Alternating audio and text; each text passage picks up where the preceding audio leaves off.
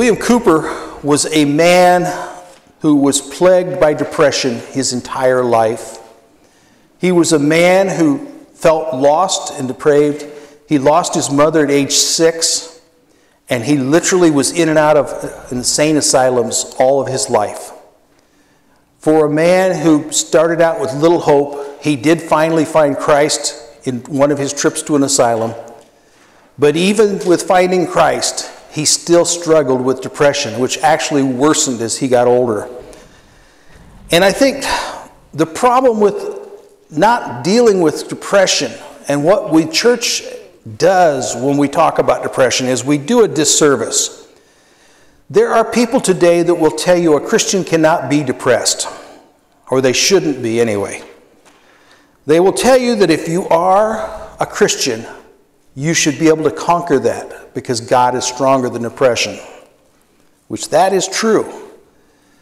But what they're doing is to deny the truth of what the Bible tells us. My friends, if you look in your Bible, you will find many, many, many people who suffered through depression. David, Elijah, Job, Jonah, and Noah, just to name a few. And to tell you that Christians are immune to depression is not only ludicrous, it's cruel. And I think too often it comes out of the fact that with mental illness, we see that as something that's wrong and that there's something flawed with those people. Somehow those people don't have what we have. And so to accept that you might be suffering from mental illness or depression is a literal admission that I'm somehow less than others. And that's a flawed attitude. It's a wrong attitude, and it's a dangerous attitude, because when you look at that in that type of attitude and you show people that that's not the case, many a person who sits in a church can freely say, yes, I have battled with depression. I have struggled, and I've had mental illness issues. We as Christians are no more immune to that than the rest of the world is. You're no more immune to depression than you are from catching the flu. Anyone that tells you you got the flu because you're not a good Christian, you would laugh at. But then again, the same people might tell you, well, you shouldn't be depressed because you're a Christian. When William Cowper, and I'm probably going to interchange that because I've always known him as William Cowper, and Judy has helped me with a lot of my research today, and she came up with the fact that Cowper in that century was named Cooper, just to show you how much your English language has changed in a few centuries. But William Cowper was born in a time when mental illness was not only not understood, but it was stigmatized more than it is today. If you couldn't cope, if you suffered from depression, you went away to an asylum and people didn't want to deal with you. And I would suggest that for a man who started out, and he started suffering from depression at a very early age because he lost his mother at age 6, which was the beginning of his depression, but it went on from years after that. His life was really a struggle of lost loves, to trying to be forced into jobs he didn't want to take, to just knowing that he didn't fit. In fact, William Cowper spent most of his life struggling with believing whether or not he was truly saved. He had such low self-esteem that he had trouble believing that God would, in fact, forgive him. And he struggled with that throughout his life. Again, I have people that tell me Christians should not suffer from depression. Christians should not suffer from mental illness. And I laugh at people like that because I tell them, if you haven't suffered depression some point in your life, you will. It may not be debilitating. It may not take you down the road as far as some, but every one of us will suffer from depression at some point in our lives. And to acknowledge that is a much more healthy attitude than to sit in denial. And too many people today try to be in denial.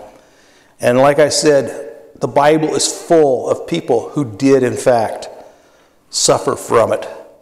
The book of Psalms and the book of Lamentations are just two books that tell us a great deal about how some of the people who in the Old Testament suffered. And I want to start out with Psalm 6, 1 through 10.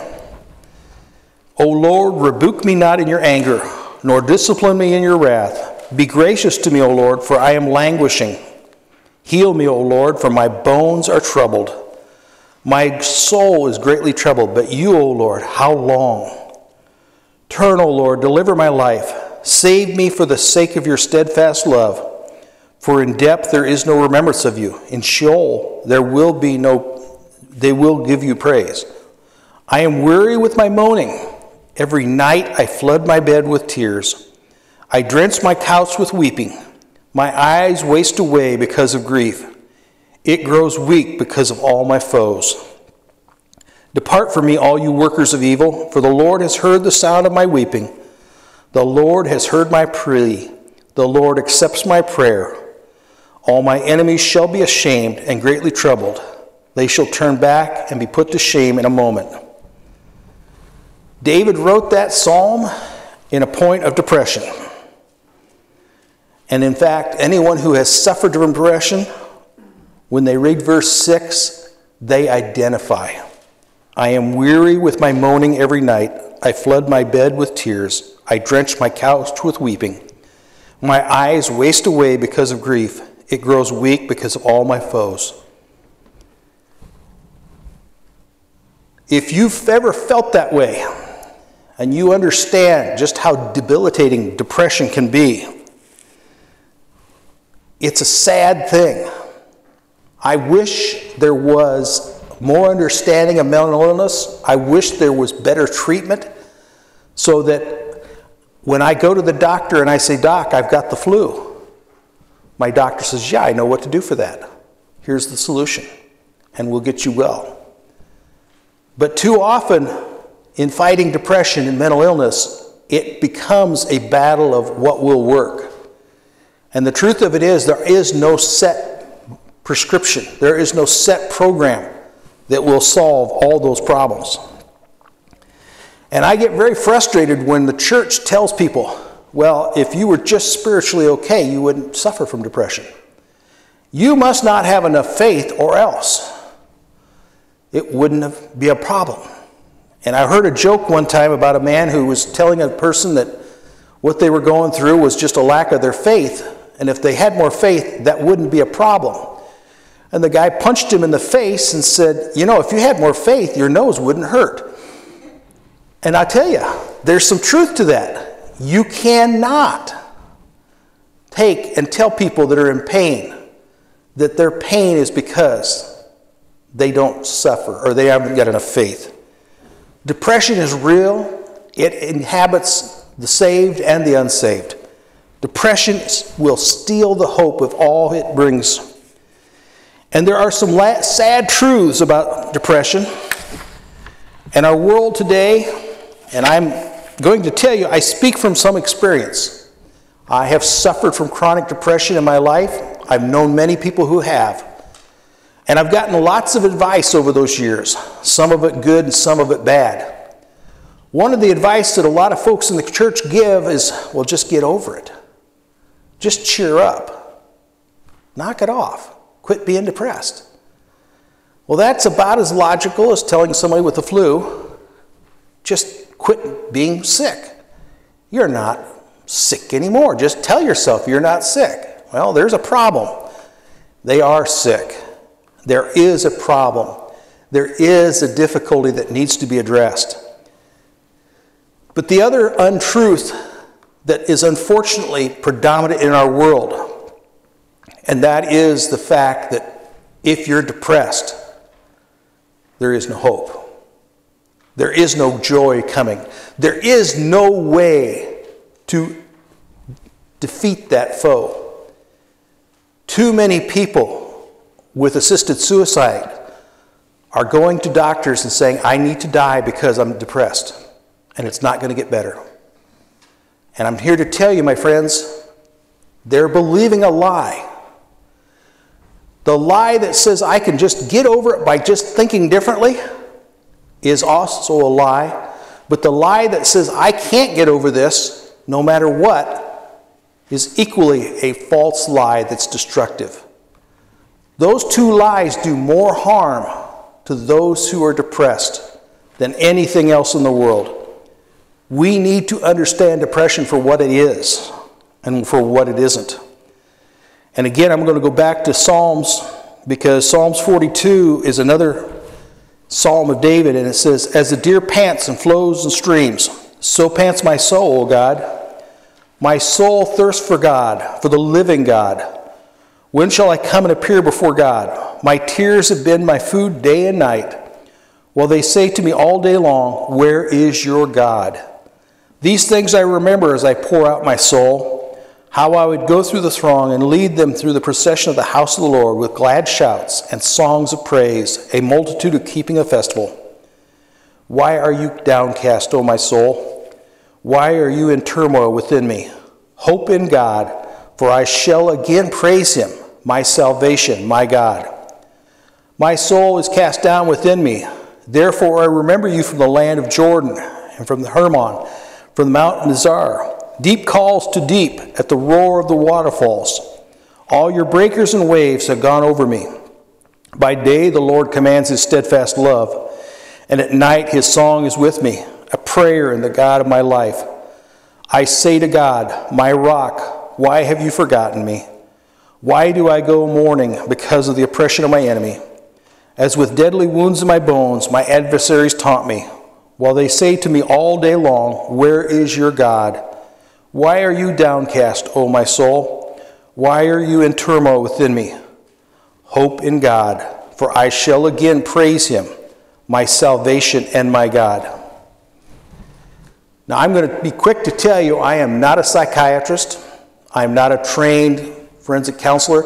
I do not have the expertise to tell you how to treat depression.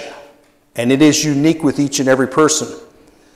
But as a person who has in fact fought depression myself, as a person who has dealt with many, many people who have, there are some simple truths I can tell you. I told you before, that lie that says just get over it is a dangerous lie. But the other lie is that you can't get over it. The sad truth is, there is a little bit of humor in depression. For you to get over depression, one thing you must accept is, I do feel sad, and I must change that attitude. I must quit despairing and begin to hope, even when I don't see any hope. David in Psalms 42 says, I don't see it, but I'm going to hope. And he challenges himself because he says, I know the truth God has given me. God says he will deliver me. So I challenge myself when I find depression and I go, why are you downcast, O my soul? Because my God can do this. The truth of one of the lies about depression is that you cannot defeat it. And the truth about that lie is that that is a lie. Depression can be defeated. It can be conquered. You will see in William Cowper's life, if you study it, that he did spend most of his life in and out of asylums. He would get better, and then a tragedy would strike him, and he would be hurled back into depression. Now, mind you, this is in the 1700s, and there was no medicine, there was no psychiatric care, there was no ability to understand other than say, you're not doing well, we're going to put you in an asylum. And I will suggest that today we aren't doing a whole lot better. I hear people in the church again saying that Christians shouldn't be depressed. I hear people in the church tell me that, you know what, a Christian should not need anxiety medication or depression medication. If you were a Christian, that wouldn't be necessary. And I'm here to tell you, there are too many lies about that. If I was to go to the doctor, and again with the analogy of the flu, and the doctor says, you have the flu, I'm going to give you some medication for that. Would anyone suggest I'm less of a Christian for taking that medication to battle the flu? Of course not. It's reasonable with modern medicine to deal with the problem with medicine that knows it will work. Depression is oftentimes a chemical imbalance of the brain. There becomes a chemical imbalance that takes you and leads you into depression. And again, I'm not a doctor, but I've read enough doctors' analogies of this and tells me what it is. And the problem with depression is that when you become depressed, that chemical imbalance just gets worse. The depression itself creates even more chemical imbalance. So for many people who suffer from depression, medication is most certainly going to be an option and a definite, distinct need to deal with the problem. So as a Christian, we want to be careful how we judge people who are going through that. Medication on itself will not solve depression. There are tons of issues that create the depression. In William Calpers' life, you can go through his life and study it and see the struggles he faced and the things that overwhelmed him. And to be honest with you, had he had good counselors, he might have done better. I'm amazed that he did as well as he did just from studying the Bible. It impresses me that he virtually had no help with his depression. And yet, if you look at William Cowper's life, he was one of the most renowned poets of his time. He was as famous as Shakespeare. He was as famous as any of the other poets of England in his time. He wrote not only many hymns, all 4 of which we're singing today, but also many poems. In fact, one of the poems that he wrote was the Negro's Complaint. And the Negro's Complaint was about the slavery trade. And that poem in itself led many people, including a good friend of his, John Newton, to become abolitionists. And you may have heard of a name called William Wilberforce. In England, William Wilberforce was noted as the leading proponent to abolish slavery. William Wilberforce created that desire from reading the Negro's Complaint, written by John Cowper.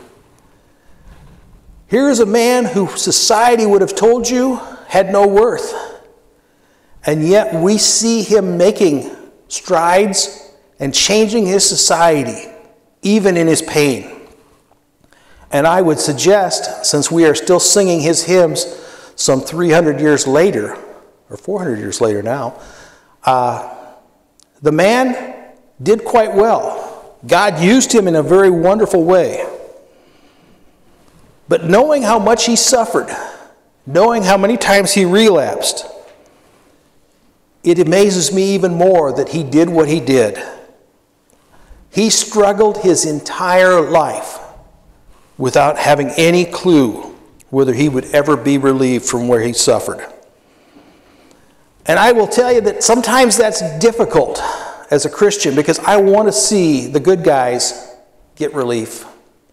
I want to see nice people find success and rest. But as a Christian, I can look back through our faith and see too many times where the good people didn't get relief. The good people did not always succeed. A woman that you may have heard of before named Corrie ten Boom was a young girl in the Netherlands. And her family hid Jews during World War II against the Nazis. And because of that, they were all sent to concentration camps. And Corrie ten Boom and her father, I believe, were the only 2 that survived the concentration camps.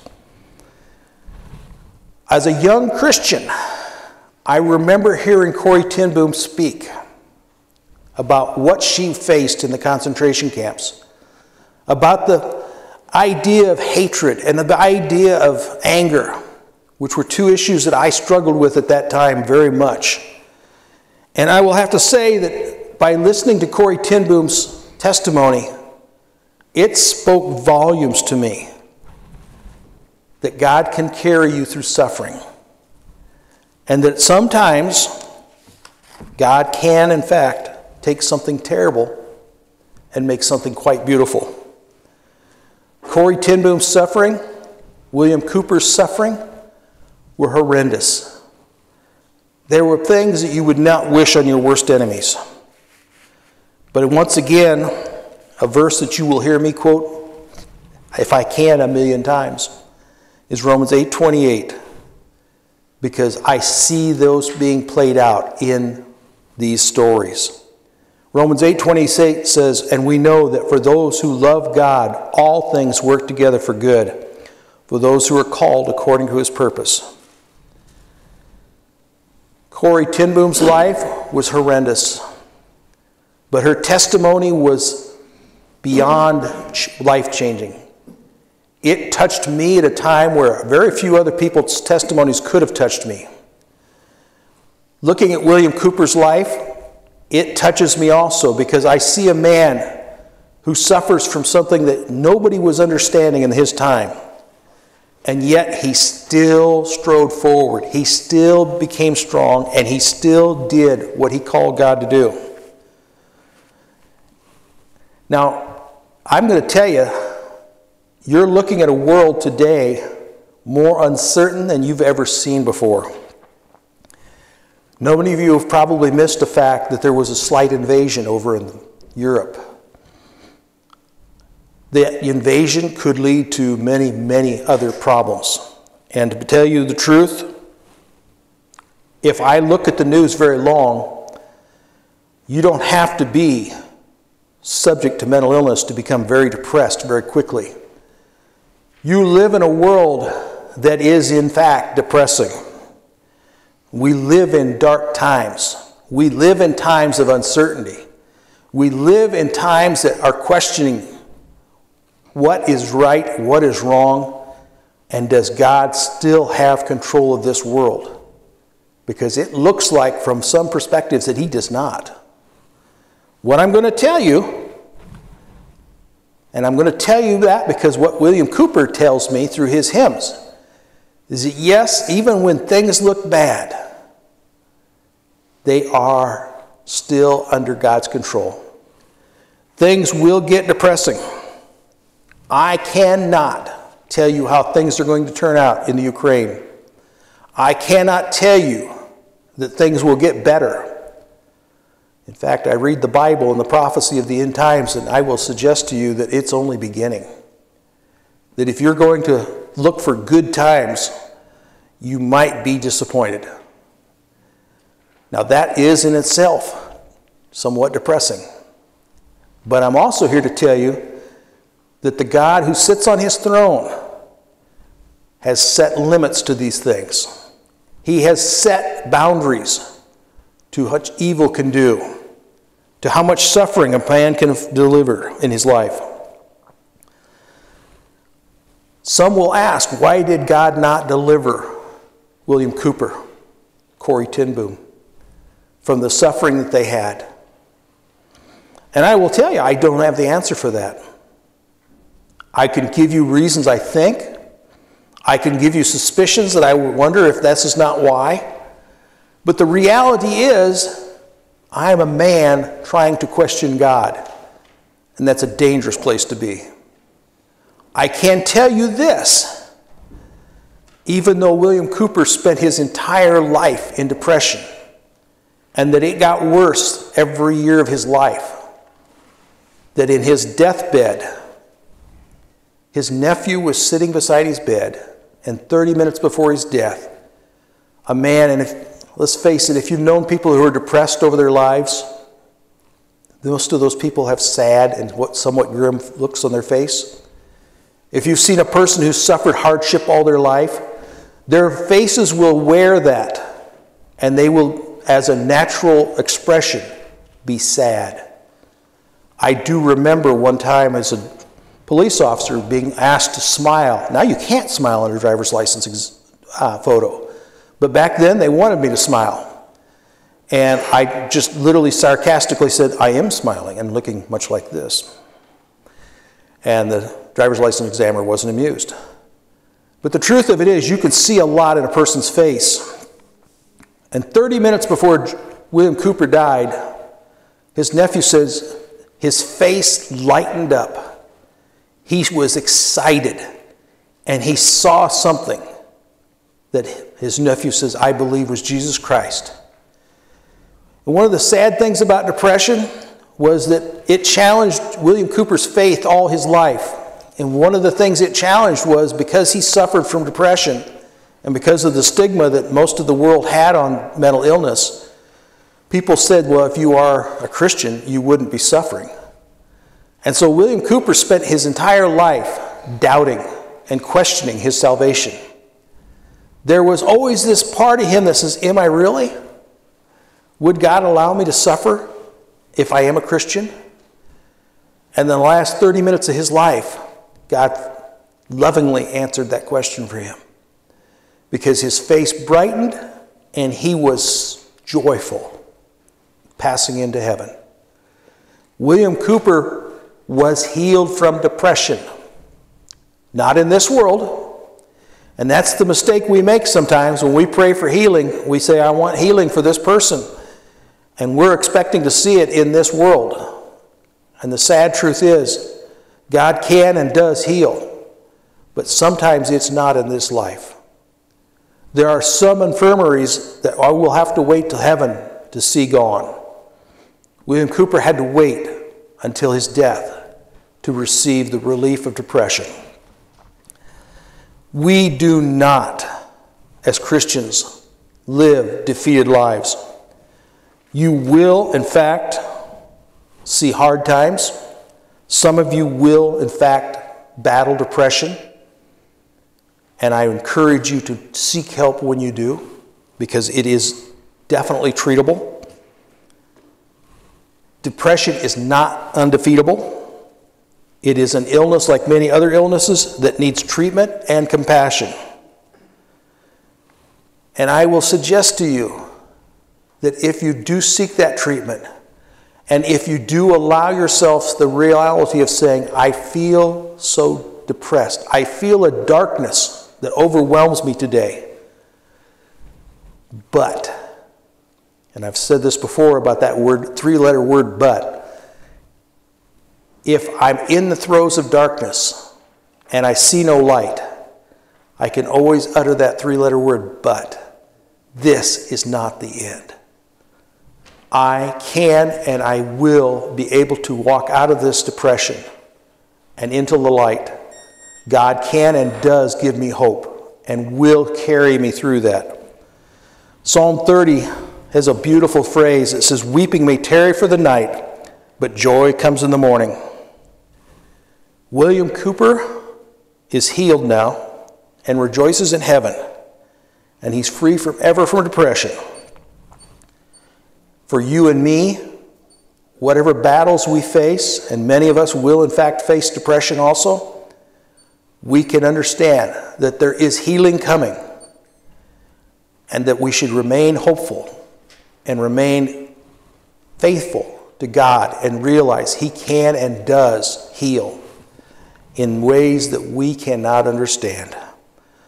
So as we go forward today, keep in mind those folks around us that are suffering, who are grim and dim and just have that depressed attitude that honestly can be hard to be around. You know, those people are just sometimes difficult. I know, I've been one. I've dealt with them. It's hard. But as Christians, we need to show love, we need to show compassion, we need to show grace, and we also need to willingly admit that yes, this is something we all will and do suffer from time to time. It's not a stigma, it's not unchristian, and it's not the end of the world. It's not uncurable. There is too many lies about depression that we need as Christians to fight.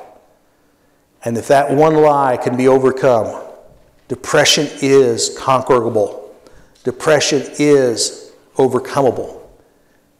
I can speak from my own personal story. I can speak from the stories of hundreds of other people who have fought and battled with depression. And yes, some people like William Cowper will battle off and on throughout their entire lives, and that's sad. But even William Cowper did receive healing at his last days. So we have hope, and that hope should carry us through. It should allow us to have the love and grace to allow those others that are around us that are suffering.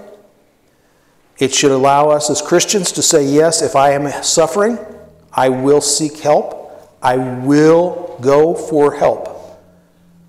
And I will deny that lie that's been told to me that I cannot conquer this. Depression is the work of Satan. Simple as that. But God is a healer. And God can and does heal.